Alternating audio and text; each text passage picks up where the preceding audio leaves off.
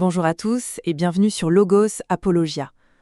Pour cette toute première vidéo, j'ai longuement hésité. Devais-je commencer par une présentation théologique, une analyse historique? Mais l'actualité, dans sa barbarie la plus crue, a rendu ce choix impossible. Il y a des choses que l'on ne peut plus taire. Il y a une urgence qui nous commande de parler. Je viens de visionner le témoignage d'un avocat nigérian, un homme nommé Frank Uto, qui décrivait le récent massacre de 50 de ses frères et sœurs chrétiens. Et ce ne fut pas une mort rapide, ce fut un carnage d'une cruauté qui dépasse l'entendement. Il a raconté comment ses proches, ses cousins, ses tantes, ont été forcés de fuir leur maison en flammes pour être accueillis dehors par des hommes qui les ont découpés à la machette comme on abat du bois. Il a décrit, la voix brisée, des femmes enceintes, éventrées, et leurs jumeaux, encore dans le ventre de leur mère, extraits et massacrés. Et pendant cette boucherie, pendant que le sang des innocents coulait, les bourreaux scandaient une phrase, encore et encore, Allahu Akbar. Encore 50 chrétiens ont été atrocement assassinés dans le génocide en cours au Nigeria. Frank Uto, avocat nigérian et natif de Yalawata, est avec nous aujourd'hui. Frank, ces 50 personnes qui ont été tuées récemment, tu m'en parlais avant qu'on commence, notamment de la manière dont elles ont été tuées. Ce n'était pas, tu sais, une bombe ou quelque chose comme ça. C'était un événement particulièrement atroce. Peux-tu me dire comment ces 50 personnes sont mortes? La façon dont ils tuent notre peuple est la plus horrible, la plus atroce, la plus cruelle qu'on puisse imaginer. Ça ferait même frissonner le diable. Parce que ce qu'ils font, c'est que quand ils arrivent, tu cours te réfugier dans ta hutte, dans ta maison. Et ensuite, ce qu'ils font, c'est qu'ils encerclent la maison, te terrorisent. Ils mettent le feu à la maison. Et puis, quand tu sors, ils te tailladent à la machette. Ils te découpent comme s'ils coupaient un morceau de bois. Même pas comme s'ils tuaient un animal sauvage. On ne tue même pas un animal sauvage de cette façon. Alors ils t'ouvrent le crâne à la machette et tu vois la cervelle qui se répand. Je crois que vous avez vu certaines de ces images vraiment horribles. Elles sont tellement choquantes. J'en ai des centaines dans mon téléphone en ce moment. Ce sont mes frères et sœurs, ce sont mes cousins, ce sont des gens que je connais très bien. Je connais presque 80% de ces personnes. En fait, j'ai parlé à certains d'entre eux une semaine avant que ça n'arrive. Et chaque fois qu'on se parle, on discute, on a peur. On sait qu'on vit sur une bombe à retardement. On sait que ces choses vont se reproduire. Alors à chaque fois, j'essaie de leur donner des conseils, vous savez, de rester vigilants. Mais voilà ce qui s'est passé. Regardez, il y a 2 de mes tantes qui étaient enceintes. L'une d'elles attendait des jumeaux. Des jumeaux. Ils ont ouvert le ventre, sorti les jumeaux, puis ils ont massacré les jumeaux. Voilà ce qui se passe. Et pendant qu'ils font cela, ils commencent à réciter Allah Akbar, qui malheureusement est devenu un slogan et une devise internationalement reconnue des terroristes. Cela peut partir d'une bonne intention, les mots en arabe signifient Allah est grand ou quelque chose comme ça, mais malheureusement, c'est devenu le slogan et la devise les plus universellement acceptés. Pour les djihadistes, donc ils massacrent ces gens tout en scandant Allah. C'est à cela que nous sommes confrontés. Malheureusement, le gouvernement de notre pays, le gouvernement de notre État, ne fait absolument rien à ce sujet, parce qu'ils veulent simplement être politiquement corrects, car les proches de ces personnes sont ceux-là même. Ce sont les mêmes personnes qui constituent le sommet de la structure politique, économique et institutionnelle du Nigeria. Donc, on trouve beaucoup de gens qui sont très réticents à agir parce qu'ils veulent rester politiquement corrects. Ils veulent, à chaque instant, en tirer des avantages politiques et une autosatisfaction personnelle. Voilà donc ce à quoi nous sommes confrontés. Comme je l'ai dit plus tôt, nous avons vécu avec cela. Nous vivions déjà avec ça avant. Savez-vous qu'avant l'incident, je suis désolé, je m'écarte peut-être un peu du sujet, mais avant. L'incident des 13 et 14 juin, avant ce massacre. 2 semaines auparavant, un officier de l'armée à la retraite, dans mon propre village de Yarwata, qui était un très proche ami de feu mon père, se trouvait dans sa cour.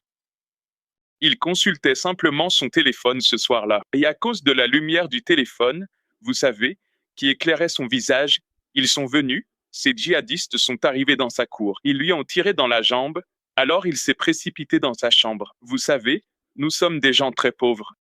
Nos maisons sont faites de boue. Vous savez, nous n'avons pas de maison construite avec des briques solides. Donc même si on donne un coup de pied dans le mur, il se casse. Beaucoup de nos maisons n'ont même pas de cadre de fenêtre. Donc, par exemple, dans le cadre de sa fenêtre à lui, qu'est-ce qu'il y avait? Il n'y avait qu'une moustiquaire. Alors, quand il est tombé dans sa chambre, ils sont passés par la moustiquaire, l'ont découpé et sont entrés dans la pièce. Ils l'ont massacré, ils ont massacré son fils, qui dormait auparavant, et ils ont massacré sa femme, puis ils ont pris quelques affaires dans la maison. Et, vous savez, le lendemain, à Uday, une communauté voisine de la nôtre, c'est notre quartier général, Uday, qui se trouve à environ 5 km de Yerota, un village. Une villageoise se rendait à la ferme pour ramasser du bois de chauffage et elle a vu l'un de ces djihadistes avec des taches de sang sur ses vêtements. Alors elle est retournée prévenir les jeunes du village qu'elle avait vu ce gars Peul essayer de démarrer une moto qui était en panne. Il essayait donc de la démarrer et quand elle est passée à côté, elle a vu des taches de sang partout sur lui et même sur la moto.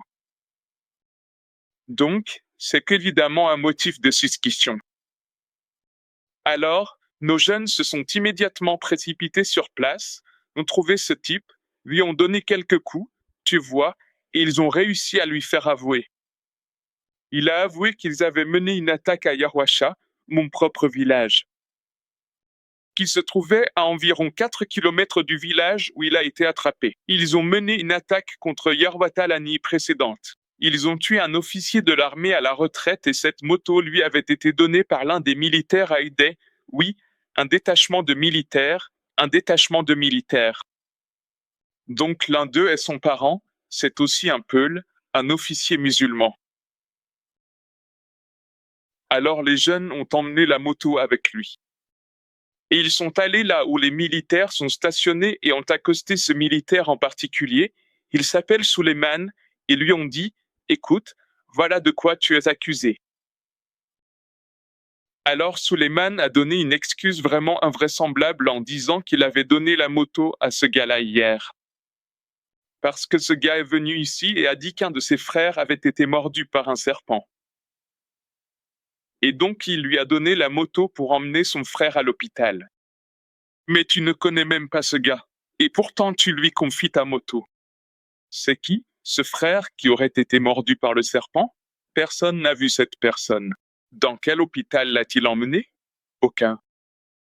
Alors nous avons signalé cela à la haute hiérarchie militaire dans la capitale de mon État, à Mokodi, qui était aussi dirigée par un autre Peul. C'est ainsi que ces gars sont stratégiques, selon un autre officier Peul. Et c'est ainsi que l'histoire est morte, d'une mort naturelle. Jusqu'à présent, rien n'a été fait à ce sujet, et jusqu'à présent, on nous l'a oublié. Ouais. Eh bien, Franck, malheureusement, tu sais, nous allons devoir te faire revenir parce que ces histoires continuent de se produire. Tu sais, je suis vraiment frustré. Je n'ose même pas imaginer à quel point tu dois l'être, juste de voir que ça arrive, jour après jour, semaine après semaine, mois après mois. On a justement fait un reportage là-dessus il y a quelques jours avec Mazara, à propos d'un autre incident. Ça n'arrête pas d'arriver. Mais, tu sais, il y a quelque chose, pour finir, encore une fois, on va devoir te réinviter, mais pour finir, il y a un événement qui se passe à Washington, DC, ce qui est, au moins, un petit pas dans la bonne direction. Peux-tu nous dire ce qui se passe à DC? Pour te conclure? D'accord, donc les groupes truthnigeria.org et Keeping the Persecuted organisent un séminaire, une réunion précisément sur ce qui se passe au Nigeria, en mettant l'accent sur ce qui se passe chez moi, parce que c'est l'endroit dont tout le monde parle depuis un mois, tu sais, mon propre village de Yerota. Ils sont allés là-bas, ils ont mené leur enquête, ils ont réalisé un documentaire. Ils vont projeter le documentaire et il y aura quelques intervenants principaux, dont moi-même, et nous parlerons de la persécution des chrétiens dans ma région. C'est exactement pour ça que je vais à Washington. L'événement aura lieu au National Press Club. Et y a-t-il un site web ou un endroit où les gens peuvent se renseigner pour en savoir plus à ce sujet? Je pense que c'est sur leur site web. Sur nigeria.org et aussi sur equipintepersecuted.org, je crois, oui. Eh bien, Franck, encore une fois, je te remercie beaucoup pour ton temps. Tous ceux qui regardent cette vidéo, je sais que je parle au nom de mon ami ici, nous avons le cœur brisé, nous sommes dévastés, nous sommes frustrés, mais raconter l'histoire est la première étape. Alors pour l'instant, mon ami, que Dieu vous bénisse, et que Dieu bénisse vos amis et votre famille au Nigeria, mon ami. Amen. Amen. Merci beaucoup, Raj. Que Dieu te bénisse. Voilà pourquoi j'ai créé cette chaîne. Pour dire que cette violence n'est pas une anomalie, elle n'est pas une déviance commise par quelques déséquilibrés, elle est le fruit empoisonné d'une doctrine. Sur Logos et Apologia, nous allons nommer cette doctrine l'islam.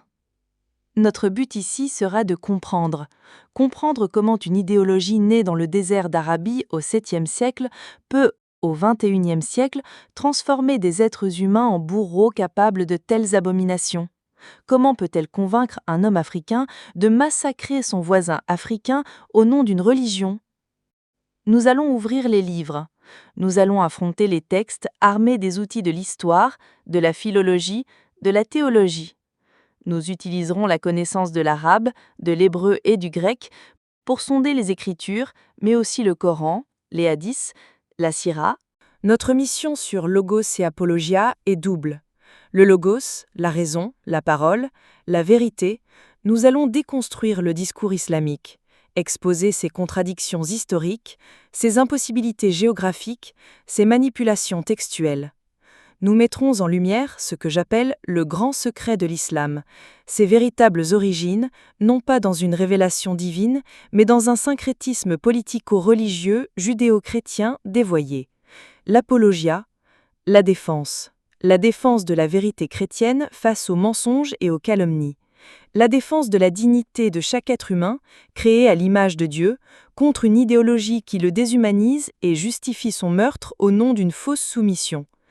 Nous affirmerons ici sans crainte que ces actes barbares, loin d'ouvrir les portes d'un quelconque paradis, sont une abomination devant Dieu et ne peuvent mener qu'à la condamnation éternelle. Cette chaîne ne sera pas un lieu de haine, mais un lieu de vérité, et la vérité est parfois tranchante, comme une épée. Elle est exigeante, mais elle est surtout libératrice. Si vous aussi vous refusez de fermer les yeux face à la souffrance de nos frères, si vous refusez la tyrannie du silence et du politiquement correct, si vous cherchez à comprendre pour mieux combattre les ténèbres avec la lumière de l'intelligence et de la foi, alors vous êtes au bon endroit. Abonnez-vous, partagez cette vidéo, rejoignez ce combat. Que la vérité nous rende libres. À très bientôt sur Logos et Apologia.